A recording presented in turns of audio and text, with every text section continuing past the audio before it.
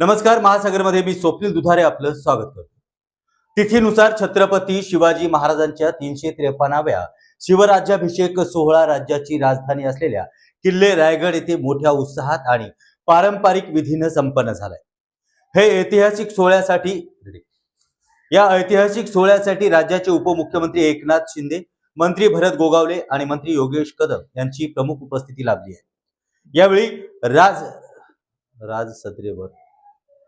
यावेळी राजसदरेवरती शिवरायांच्या सिंहासनाला अभिवादन करण्यात आले. तसेच पारंपरिक पद्धतीने शिवराज्याभिषेक सोहळा साजरा करण्यात आला. महाराष्ट्राच्या कानाकोपऱ्यातून हजारो शिवभक्त किल्ले रायगडवरती दाखल झाले होते. भगवे ध्वज, ढोल ताशांचा गजर, पोवाडे आणि जय भवानी जय शिवाजी या घोषणांनी संपूर्ण दुर्गराज रायगड शिवमय झाला होता. शिवभक्तांनी छत्रपती शिवाजी महाराजांच्या समाधीचं दर्शन घेत स्वराज्याच्या इतिहासाला अभिवादन केलं. या सोहळ्यासाठी प्रशासनानं कडेकोट सुरक्षा व्यवस्था आणि नियोजन केलं होतं.